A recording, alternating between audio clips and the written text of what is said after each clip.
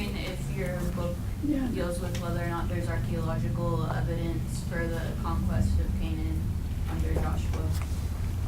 Before you answer that, I almost said something. Let me, because this ties in, and this will be the springboard for Tom. Yeah. The chronology, yes. When I teach the apologetics class, commercial, I'll be teaching it in spring of next year, so make sure you sign up. 2017, you mean? Yes.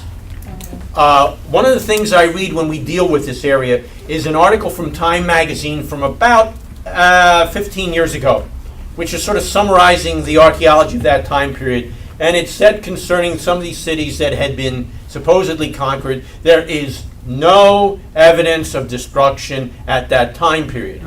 But the time period that's assumed is around 1200. And the article goes on to say they were destroyed a couple hundred years before. Well, those who hold to an early date for the Exodus, that's exactly when the destruction would have taken place.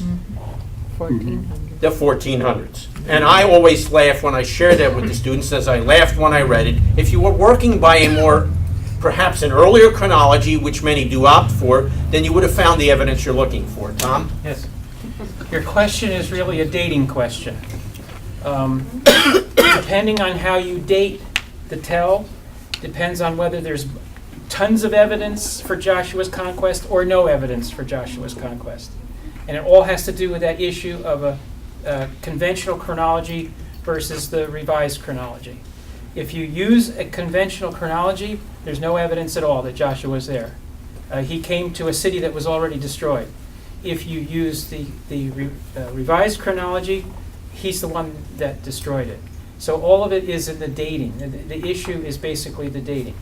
Evidence in archaeology doesn't come with a convenient label on it, as we know, which we'd all like it to have this happened with a little tag on it. That's not the way it works. It's all interpretive. 100, 150 years from now, most archaeologists are what we would call maximalists. That is, that they believed that the Bible and archaeology tied together. There were books that used to come out that said, that the archaeologists had a trowel in one pocket and their Bible in the other pocket, and that's how they would find things. Oh, yeah. But that's what they believed. Archaeology believed that. They were maximalists. Today, the majority of archaeologists are called minimalists. They believe the Bible has very little to do or little attachment, and they would say there's no evidence that Joshua conquered any of his, that didn't exist.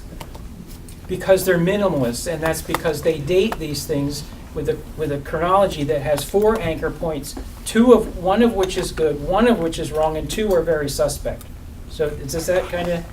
So there is evidence. It's how you interpret the evidence. And that stuff is in that book, Which book? Tom's book. Gotcha. The Bible's a Myth.